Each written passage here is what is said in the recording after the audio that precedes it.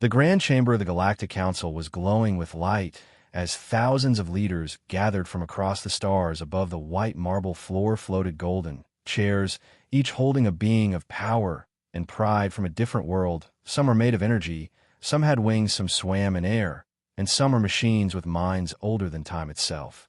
In the center of it all stood a tall human woman dressed in a dark blue suit. Her name was Alara Trent, and she was Earth's highest voice in the council, a voice that had been respected, feared, and sometimes loved by many. The council was in session to discuss trade disputes and border tensions, but no one knew what Earth was planning. No one could guess that everything was about to change. As the Supreme Speaker called for Earth's report, Alara rose slowly, her eyes calm but sharp, her steps smooth as she walked to the center ring, where the voice of a world is shared with the galaxy. She looked around at the thousands of beings, all watching, all waiting. Then she spoke in a clear, strong voice that echoed through the chamber and across the galaxy. "Earth is leaving the Galactic Council," she said. The room froze in silence. No one moved, no one spoke. Even the floating lights dimmed, as if the very walls were holding their breath. "We have given much to this council, and as for little," Alara continued, "we have followed your rules, helped your planets, fought your wars, and shared our science. But we have seen the truth, and the truth is that this council is broken and will never change." Gasps and whispers began to rise, but no one dared to interrupt her. "You fear what you do not understand. You hide behind old laws. While the universe changes around you, you seek to control, not to grow, and we will no longer be part of this game." Alara raised a small silver device in her hand and pressed at the Earth seal. In front of her glowed red and vanished. The symbol of Earth faded from the council's great banner above. "We are done," she said firmly. "Earth will not answer your calls, will not follow your laws, and will not return. Do not interfere with us again. This is your final warning." Then she turned and walked away, her footsteps quiet but heavy with meaning. As she reached the exit, many voices began to rise, shouting questions, warnings, threats. But Alara did not stop. She did not look back. She stepped into the silver transport that waited outside, and as the doors closed behind her, the council chamber exploded in noise, confusion, and panic filled the air. Across the galaxy, every screen, every transmission, every station was now repeating the same message: Earth has quit the Galactic Council. Earth has gone dark. Earth has warned the galaxy. On distant planets, leaders watched with fear. On military ships, commanders tightened their fists. On research stations, scientists stared at the blinking signal from Earth, no longer green, but cold and black. Trade routes that depended on Earth's technology began to shut down. Ships were stranded, systems failed, supplies halted. No one knew how much they had relied on Earth until it was gone. Earth did not answer calls. Earth did not send messages. Earth simply vanished from the Council's systems as if it had never been there. The Krell Empire called for an attack, saying Earth was planning something bigger. The Zalari warned that pushing Earth would bring destruction. The Malkari, who once hated humans, now begged for dialogue, fearing what silence might mean. But the silence remained, and in that silence fear began to grow, not just fear of war, but fear of the unknown, fear of what Earth had become and what it might do next. Some said Earth had built a secret weapon, others said Earth had found something ancient, something dangerous, and others believed Earth had evolved beyond the galaxy's reach. One thing was clear: Earth was not afraid, and Earth was not alone. In the days that followed, strange things began to happen. Stations near old Earth territories reported strange lights, data spikes, power failures, and ships that vanished without a trace. Still Earth said nothing. Still Earth remained silent. The galaxy had lost not just a member, but a force of mind, a presence that had kept balance in ways many had never noticed until now. And in the quiet corners of space, in the deep black where stars are born and die, whispers spread like wind across the void. Earth is gone, Earth has moved on, and the universe will never be the same again. Ask ChatGPT. The Grand Chamber was no longer calm, no longer glowing with order. The voices of thousands of council members filled the air with panic, fear, and disbelief. Screens flickered as messages from every corner of the galaxy poured in, demanding answers, demanding action, demanding anything that made sense. Above the chamber, the great star map glitched for the first time in centuries. Earth's symbol had vanished, replaced with a flickering blank space, as if the entire world had been erased from galactic memory. Some believed it was a glitch, others knew better. In the center of the council floated the Supreme Speaker, a being made of golden mist with eyes like spinning suns. It raised its voice above the chaos and called for silence, but the voices kept rising higher with fear and louder with urgency. The Krell Admiral Grint slammed his fist against the crystal table, his armor shining with heat, and rage. His voice cut through the chamber like a weapon. "This is war," he shouted. "Earth has betrayed the Council. Earth has declared itself superior, and must be stopped before it acts again." Others disagreed. Voices from the Trilaxis, a peaceful plant-like species, begged for calm. Their speaker, a gentle being covered in leaves, waved its arms and urged patience. "Earth has not attacked us. Earth has not fired a single weapon. Perhaps this is a misunderstanding. Perhaps they have a reason we cannot yet understand." The Zalari ambassador floated forward, her silver skin shimmering, her mind connected to 1,000 data streams, her voice cold and clear. "This is not a misunderstanding. Earth knew exactly what it was doing, and they chose this path with purpose. We must find out why before we act, or we may fall into a trap." The chamber buzzed with emotion, logic, fear, and ambition. As each species voiced its thoughts, some demanded sanctions, others demanded peace. Talks, a few demanded immediate surrender to whatever Earth had become. In a corner of the chamber, a young analyst named Velo from the Tharn species sat watching, not speaking. He was new to the Council, only recently promoted. His eyes wide as he read through the data streams coming from Earth's former zones. All communications were dark, all satellites offline, all trade stations abandoned. It was not just silence, it was complete disappearance. Earth had cut itself out of the galactic web with surgical precision. He turned to his mentor, a wise old thinker named Yava, and whispered with a trembling voice, "They planned this for years, didn't they?" Yava nodded slowly, her eyes never leaving the screens. "Yes, they did, and we never saw it coming." The Council called for a vote. Some wanted to send a fleet to Earth's border to demand answers. Others wished to open a channel and speak gently, and a few said nothing at all, watching, quietly calculating behind ancient eyes. While the debate raged, the outside galaxy felt the ripples of Earth's exit. Trade ships lost navigation systems that used Earth's star maps. Communication hubs failed without Earth's quantum keys. Entire supply chains crashed as factories built with Earth's nanotech stopped functioning. Planets that had grown rich by trading with Earth now faced riots, food shortages, and energy failures. Earth's silence was not just political, it was physical, it was real, and it was hurting everyone. Back in the chamber, Admiral Grint stood again, his voice sharp and full of fury. "We attack now before they become unstoppable. We strike hard with every fleet we show Earth they cannot abandon the Council without facing consequences." But again the voices of caution rose. The Trilaxis reminded the Council of Earth's unmatched defense systems, their advanced stealth fleets, their ability to shut down enemy AI with a single signal. The Malkari warned that Earth had recently developed something strange, a weapon or a force that bent reality itself. Ships near Earth space had reported time distortions, memory loss, and space bending in unnatural ways. A quiet hush fell as a new message arrived from a hidden research base on the edge of Council space. It was short and terrifying. "We saw something we should not have. Reality broke. We're not sure who we are anymore. Send help." The message ended with static, and the base went silent. The coordinates were Earth territory now. The chamber fell into silence, true silence. For the first time since the announcement, it was no longer just fear. It was something deeper, something colder.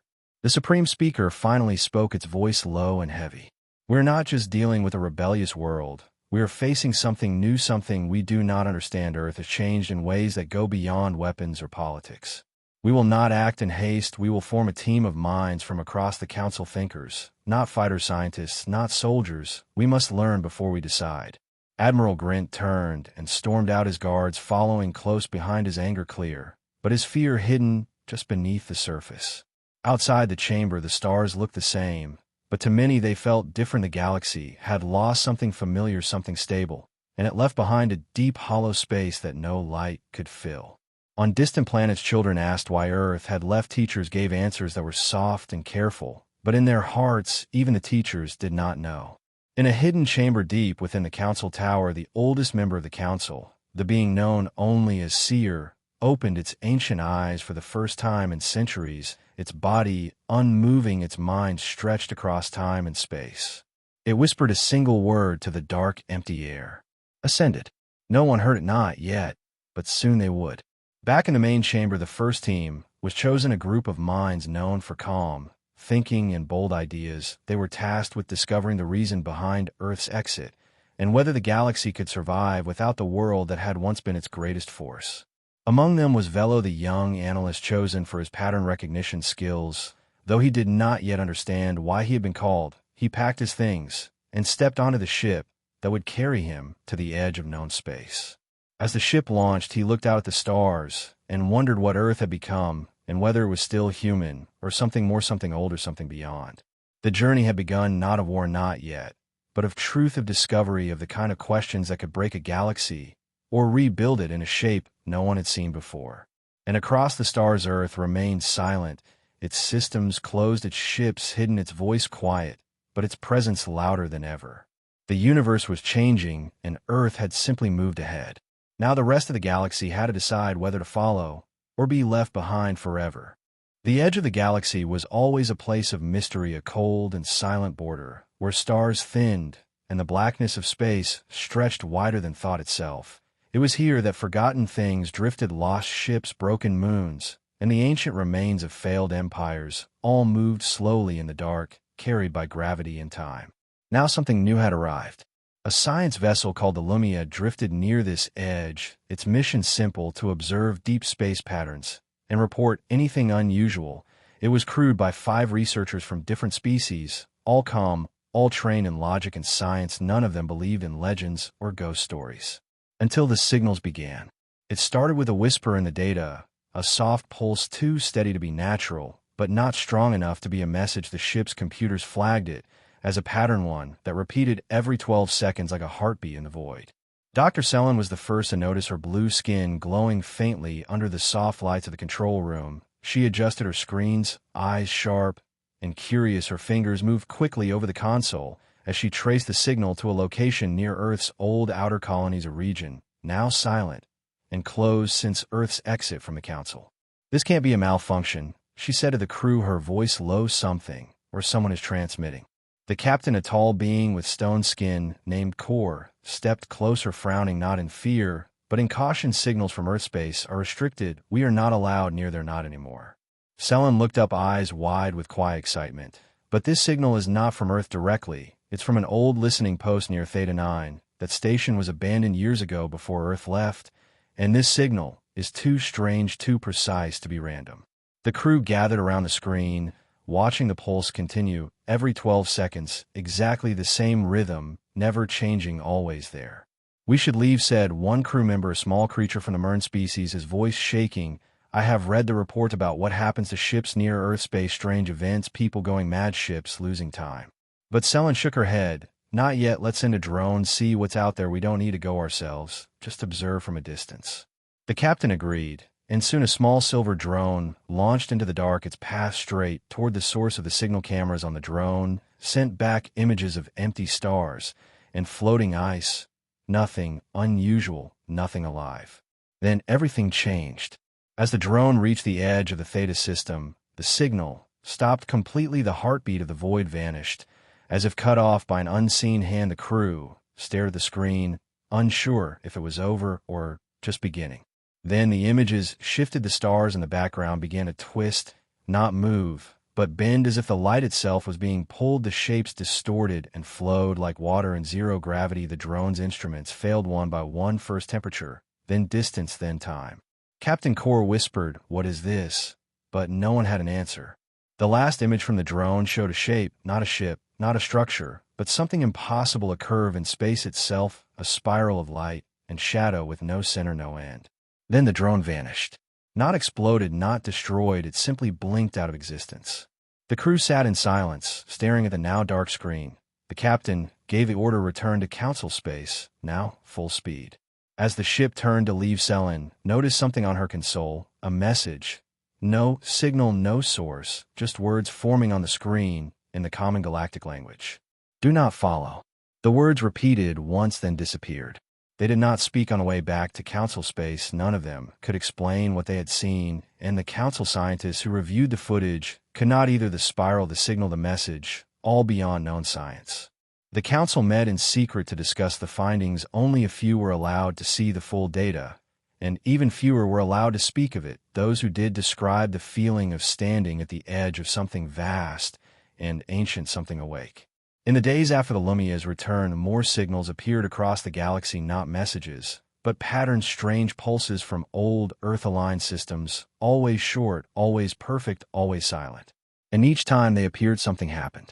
On the planet Varn, an entire city experienced a shared vision, a dream of floating above a great white ocean, with voices calling for below.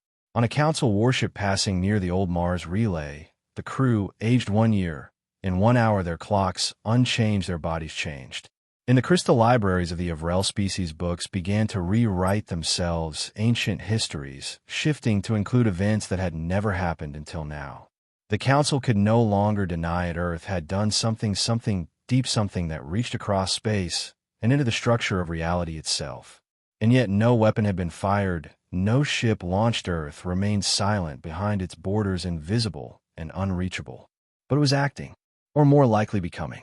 Some believed Earth had awakened an ancient force, others believed Earth had become that force, a new kind of power, not based on energy or fire, but on thought, on control of the hidden layers of the universe.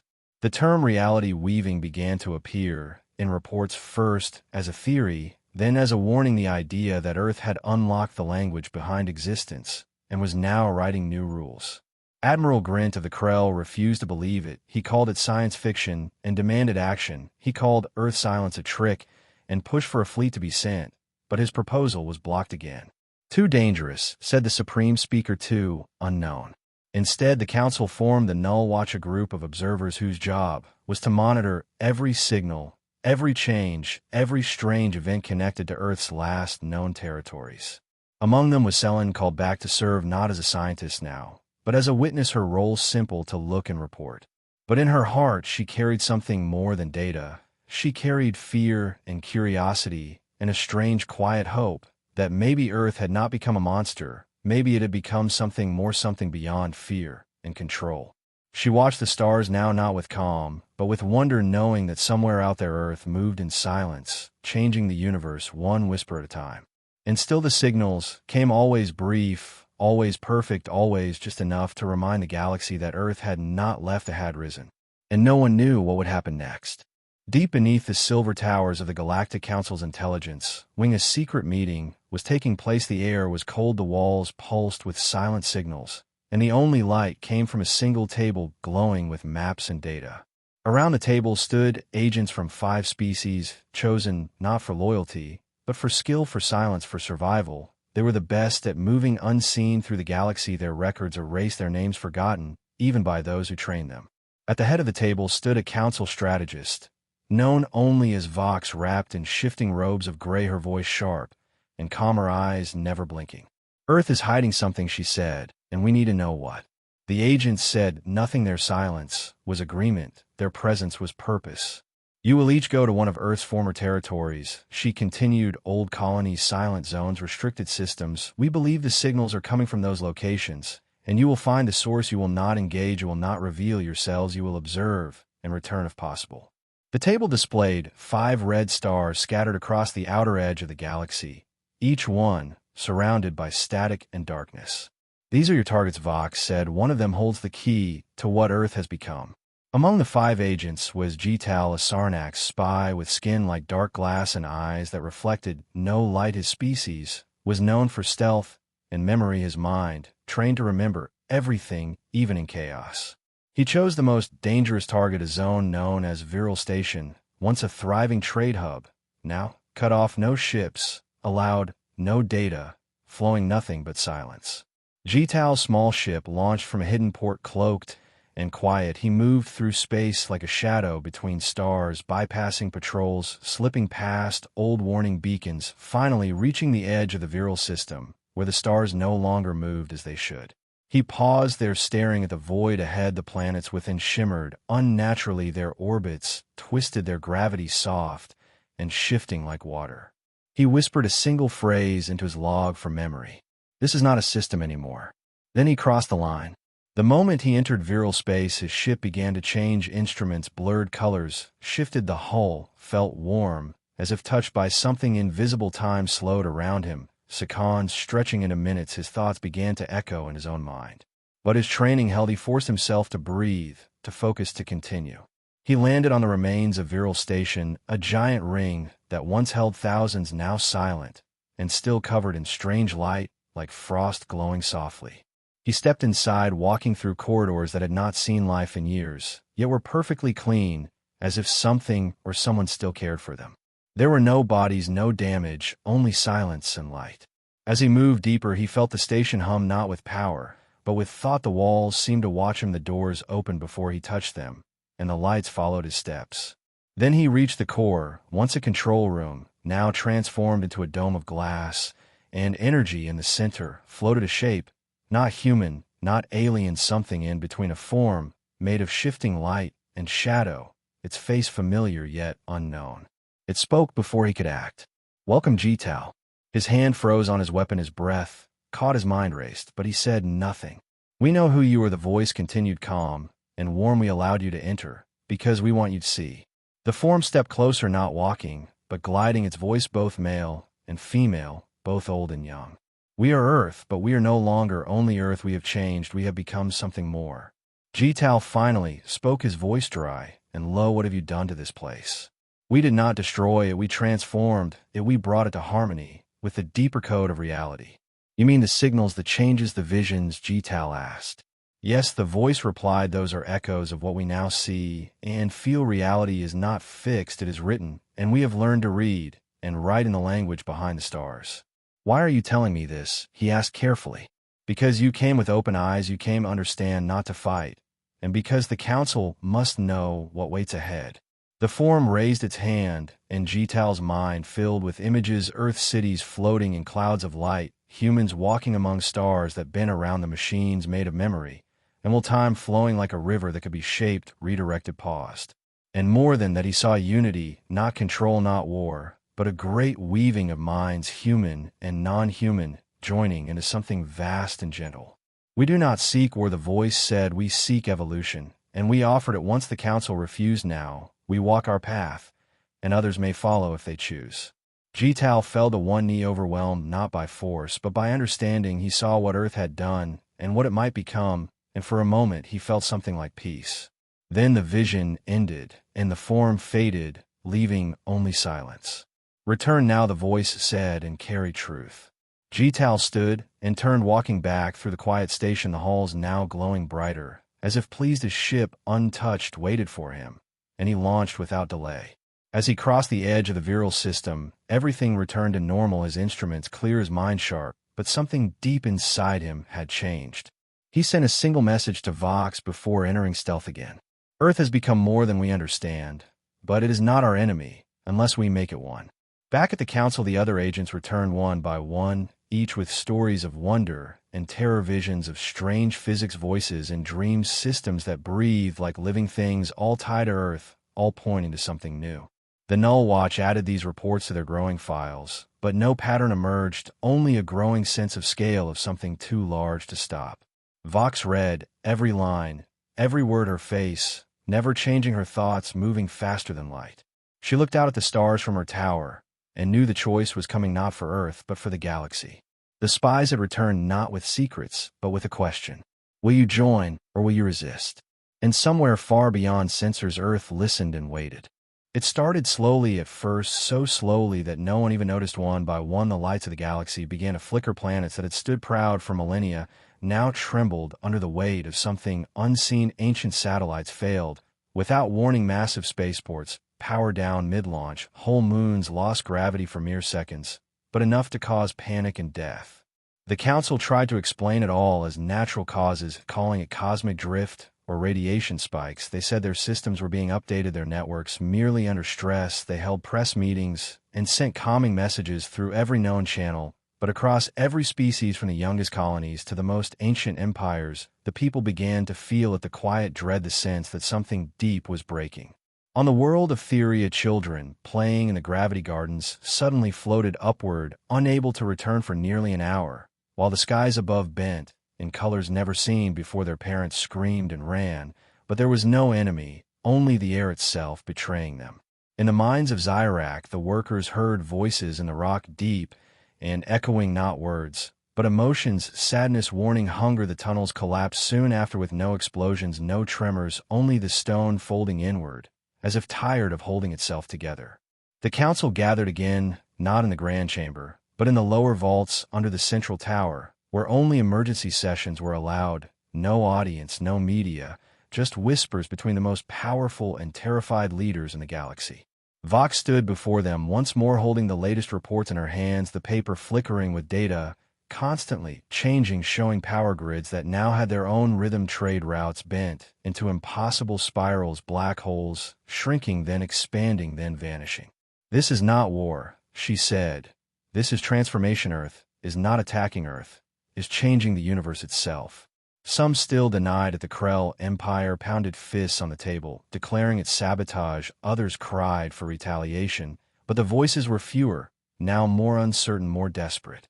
"We are seeing a collapse, not of systems, but of reality, as we know it," said the Zalari representative, her voice trembling, "and distant Earth has moved into a higher layer, and the ripples of their shift are affecting everything still tied to the old structure."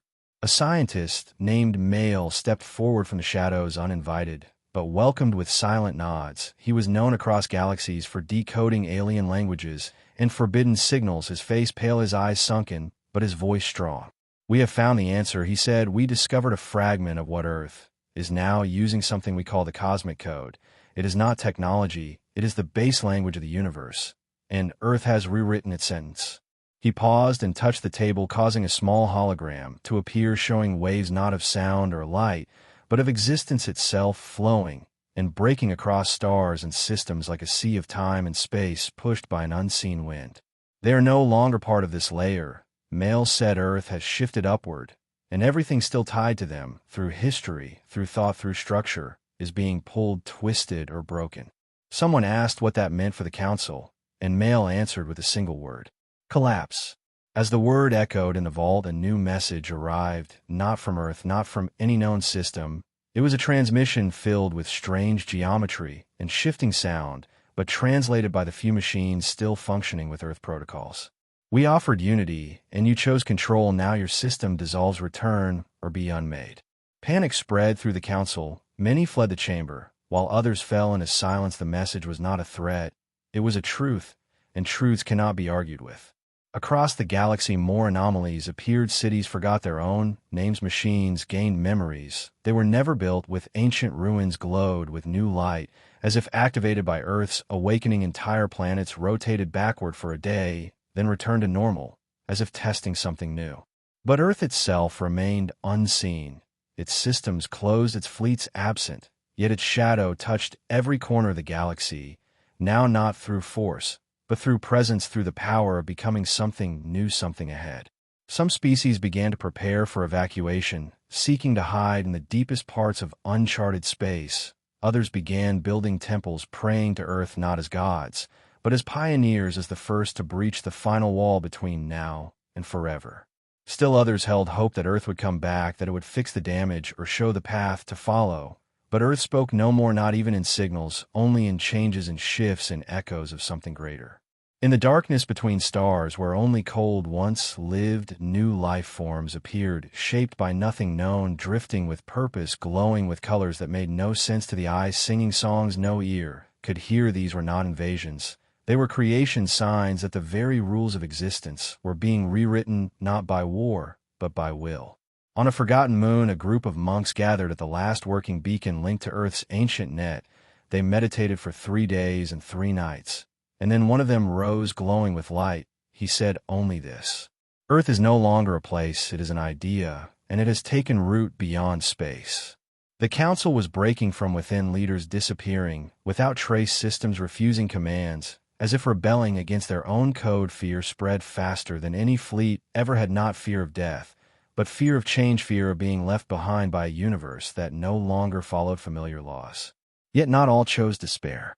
In the city of Kalon, a young girl whose parents vanished during the first wave walked alone into a museum of Earth artifact. She touched a broken human device, and it hummed to life, showing her stars and lines and doors without locks. She smiled and said the word future. Back in the council tower, Mail stood alone before the star map. Now flickering uncontrollably, he whispered a final report to the record before the system crashed. "We thought Earth was leaving the council, but Earth was leaving the galaxy as we know it. and now it is leaving us with a choice: remain in what is fading or rise into what comes next. And somewhere beyond the edge of knowing Earth moved forward, its people walking among the stars, not above them, not ruling, not conquering, only becoming, only building, only reaching. The collapse was not an end, it was the last breath of an old age, and the first whisper of a new one waiting to be heard by those still brave enough to listen.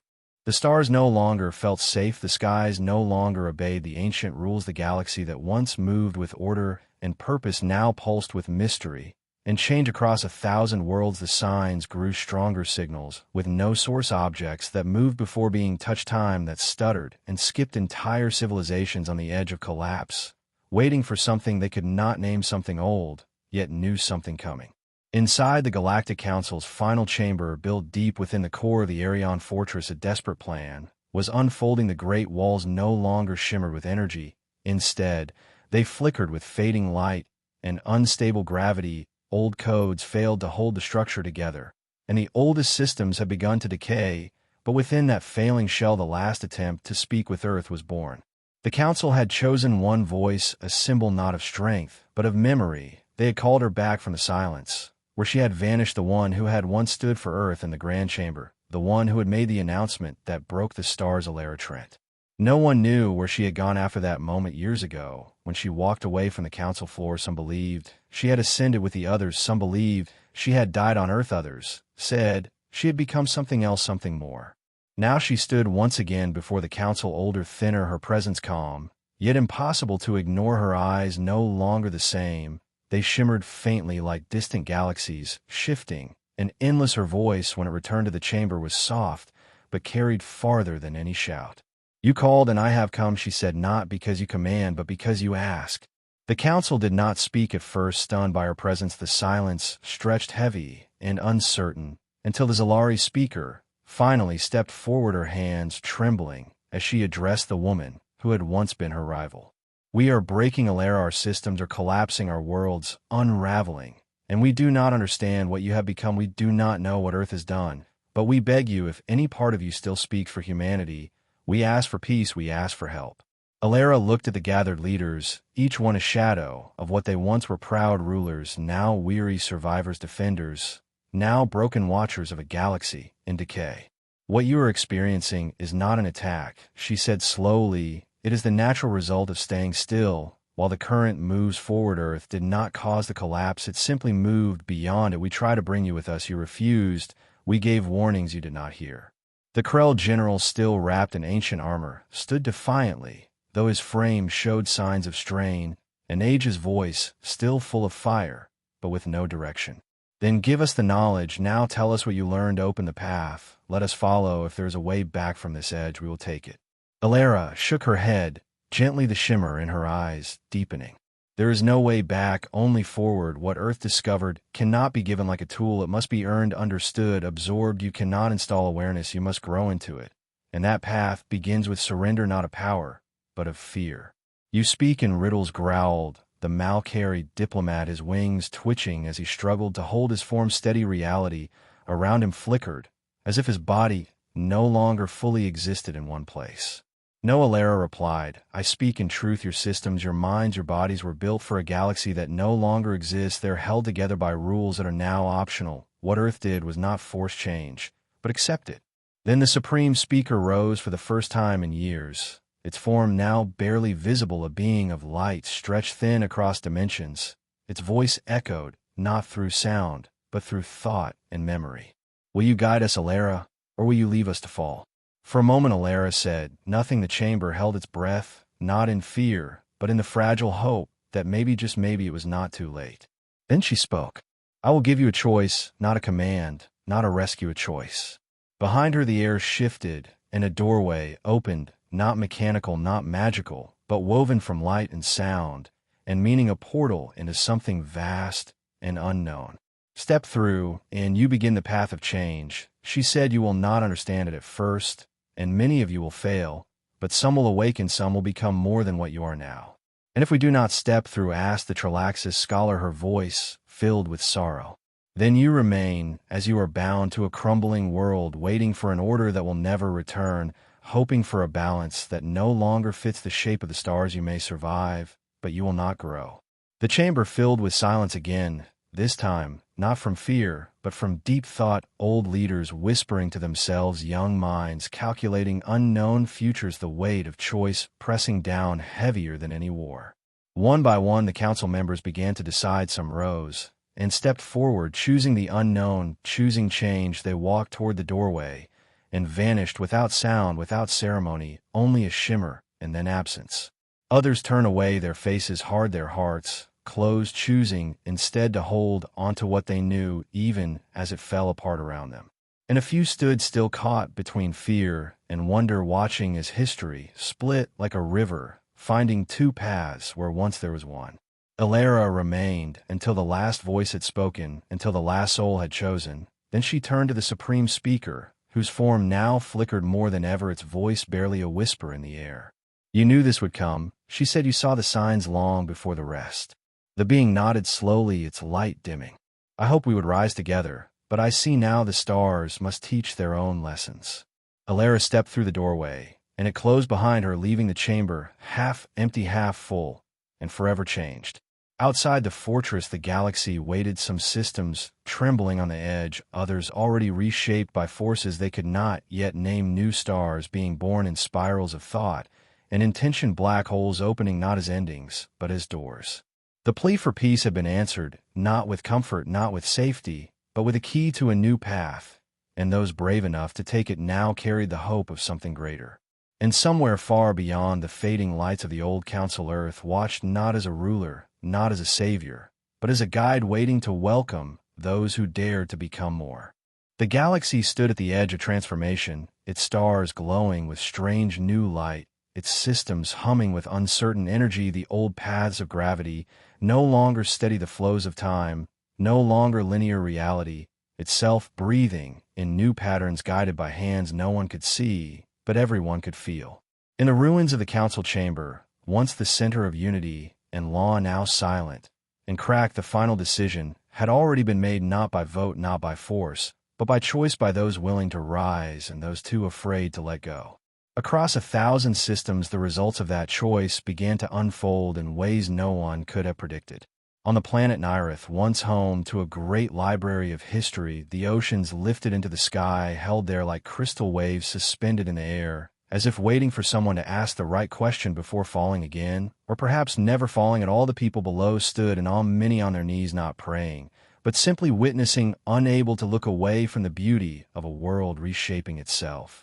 In the dark belt of Aska, where mining fleets once stripped moons down to dust, ships now drifted among floating stone islands that pulsed with life, entire asteroids now breathing with slow rhythm, as if the void itself had become a womb for something new, something ancient being born once more. The changes were not uniform, not controlled, not part of a single plan. Each world reacted differently, some shifting slowly, others transforming in bursts of wild creation, some simply paused, frozen in moments of choice, as if waiting for their people to decide what kind of future they truly wanted. And all of it tied to Earth. Yet Earth itself had become unreachable, invisible, not hidden, but simply no longer in the same place, in the same way. Messages sent toward its last known coordinates returned, changed, rewritten in languages that did not exist, sound carrying emotion instead of words, signals that could only be felt, not heard. The species that chose to follow Earth had vanished from known space, their departure marked by brilliant flashes of white light and silent tremors through subspace, their ships dissolving into threads of light, pulled toward an unseen center outside the edge of mapped reality. Among them were the Trilaxis, who had long sought harmony with nature, now becoming part of something even larger than ecosystems, part of the very script of existence, rewritten in their own image. The young Malkari diplomat, whose voice had once trembled with fear, now led her people through the threshold, her wings glowing with the colors of collapsing stars, her people ready to become not rulers, not fighters, but witnesses of a truth far older than history.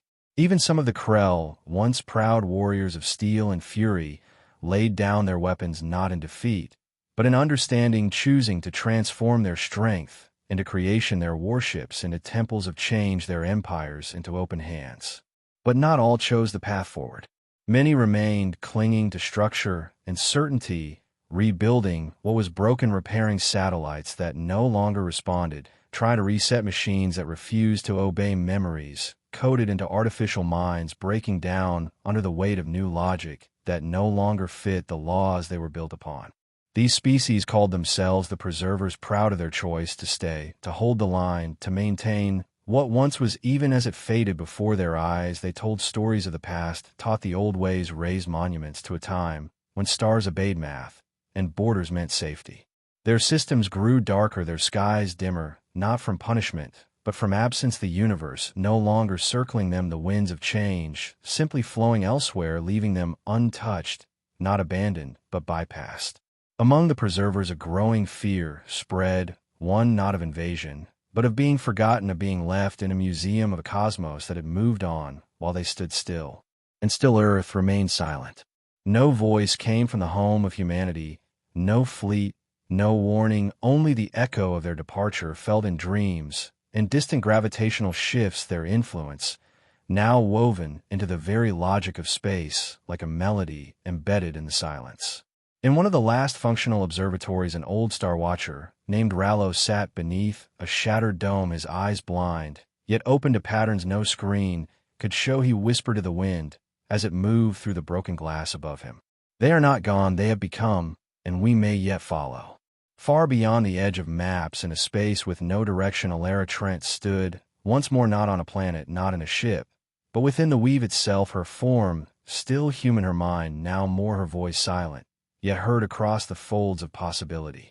She watched as new worlds took shape, built not from stone or fire, but from intention and connection, species learning to shape the flow not by force, but by feeling, by belief, by balance.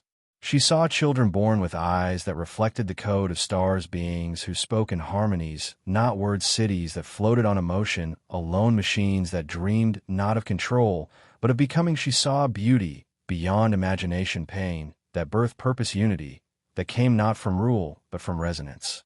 And she smiled, not as a leader, not as a victor, but as a spark that helped ignite the flame. The great split was not war, not destruction, not even exile. It was a moment of divergence, the moment when the galaxy split not in space, but in truth, one path continuing into the known, the other stepping beyond into the ever.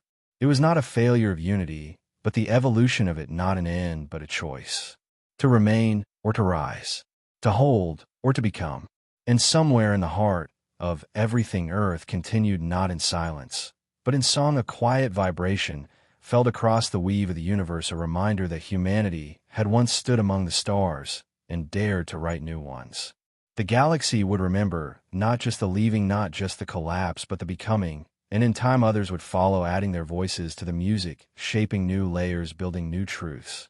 For Earth had shown the way, not through force, not through fear, but through change. And the stars were never the same again.